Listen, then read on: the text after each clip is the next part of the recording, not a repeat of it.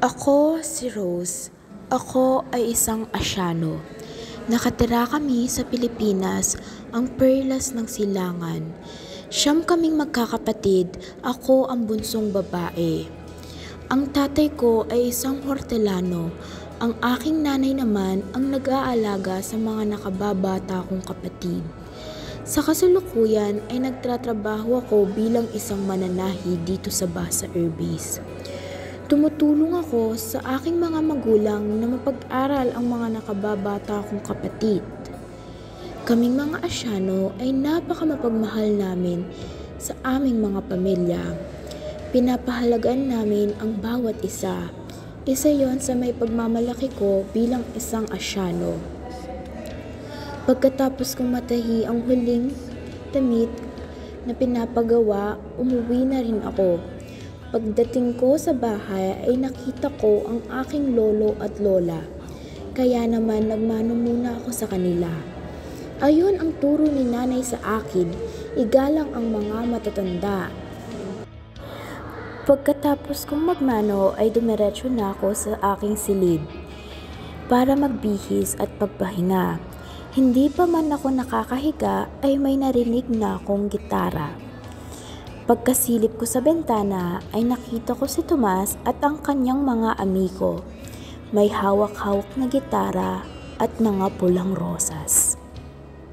Kung nanaisin ng tadhanang mapalin lang, di hahayaan mawala. Pumunta kami sa may bukirin, napakadaming bituin sa kalangitan. At napakasariwa rin ng hangin. Kaya mas gusto ko rito sa Pampanga kesa sa Maynila eh. Walang nagsasalita sa amin, nakatingin lang kami sa kalangitan. Ngunit biglang nabasag ang katahimikan nang biglang nagsalita si Tomas.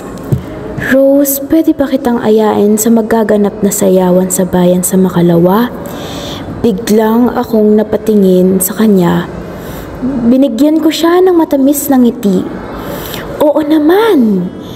Nakita ko ang saya ni Tomas sa kanyang mga mata. Pagtapos ng aming pag-uusap ay umuwi na rin ako. Ngayon na ang sayawan sa bayan.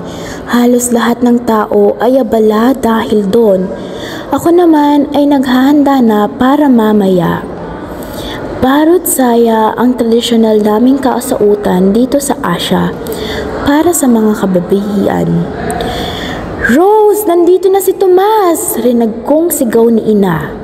Kaya bumaba na ako. Nakita ko si Tomas na nag-aabang malapit sa pintuan. Bago ako malis ay nagmano muna ako sa aking tatay at hinalikan ko naman ang aking nanay sa may pisngi. Hinawakan na ni Tomas ang kamay ko at nagtungo na kami sa sayawan.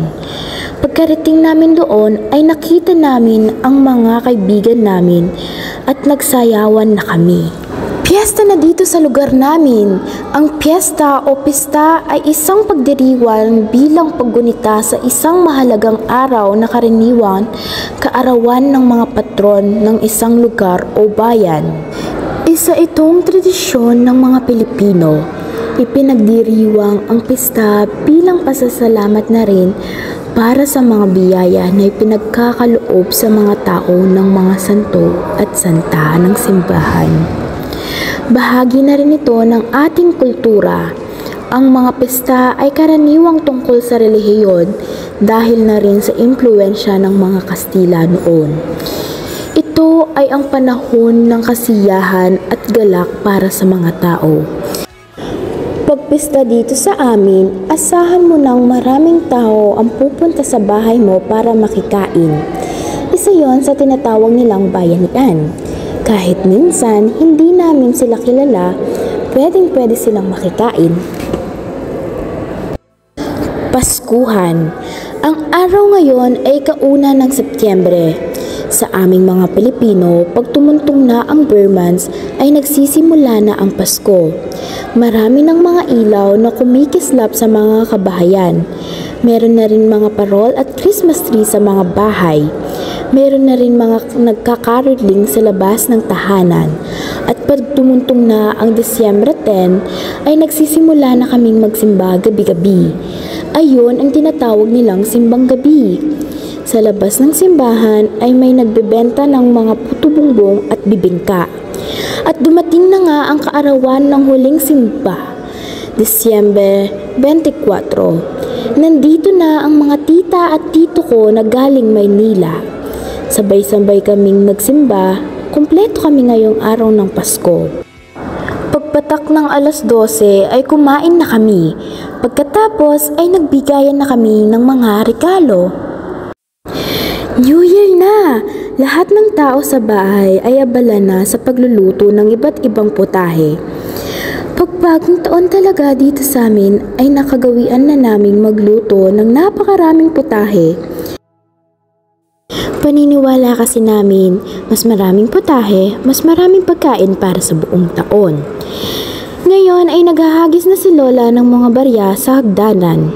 Paniniwala rin kasi ni Lola, pag naghagis raw ng pera sa hagdan ay swerte daw. Marami daw pera ang darating sa amin. Kumpleto na rin ang 12 na prutas namin. Ready na rin ang mga damit namin na bilog-bilog at ang mga paputok namin. Pagtugtong ng 12 AM ay nagsisitalom na ang mga tao. Nagsindian na rin ang mga paputok sa kalangitan. Sa kaligitnaan ng pagsasaya ay biglang lumuhod si Tomas sa harapan ko at may linabas siyang pulang box na merong siksing at biglang bigkas niya ng, "Will you marry me?" Napaiyak ako sa tuwa at niyakap na lang siya. At ang biglang bulong ko sa kanya, "Oo, I will marry you. Ikalulugod kong maging asawa mo." Pamamanhikan. Namamanhikan na ang pamilya ni Tomas sa amin. Naging tradisyon na rin namin ito. Ang pamamanhikan ay ginaganap kapag ang isang babae at lalaki pagkatapos ng mahabang relasyon ay nagpasya ng magpakasal. Ito ay kung saan ang lalaki ay formal nang humihingi sa kamay ng babae mula sa kanyang mga magulang, habang siya ay kasama ng kanyang sariling mga magulang. Lugar, isinesama pa nga ng lalaki ang punong barangay o iba pang mga impluwensyang kamag-anak o kaibigan para makilahok sa pamamanhikan. Karaniwan may piging kapag nagaganap ang pamamanhikan upang manligaw sa isang Pilipino. Kailangan magbigay ng pahintulot ang kanyang mga magulang para sa lalaking Pilipino na mabigyan ng pagkakataon magkapaglingkod sa pamilya ang dalaga. Maaari siyang tumulong sa bukid o sa mga gawaing bahay. Naging maayos naman ang pamamanhikan nila sa amin. Naging masaya ang dalawang pamilya namin sa desisyon namin. Kasalan. Sa araw ng kasal nila, puno ng bulaklak ang simbahan. Sinisimbolo ang kasiyahan. Inimbitahan din nila ang mga kamag-anak, kaibigan at iba pa nilang kakilala. Nagsimula na ang seremonya sa harap ng altar kung saan nag-alay ng bulaklak at dasal ang magkasintahan para sa kanilang pagmamahalan. Pagkatapos, sumunod na ang masiglang sayawan at masarap na pagkain. Nagpapakita na ipinagdiriwang ang bagong kasal. Sa pagtatapos ng araw, masasabi na ang kasal ni na Rose at Tomas ay hindi lamang isang pagdiriwang ng pag-ibig, kundi isang pagtatanghal din ng yaman ng kultura at tradisyon ng mga Pilipino.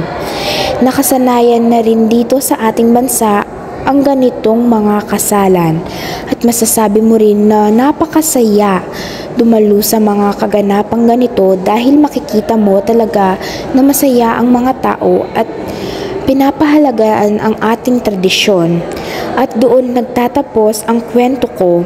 Ako nga ulit pala si Rose Malyari Mariano at masaya akong maging isang Asyanong Pilipino.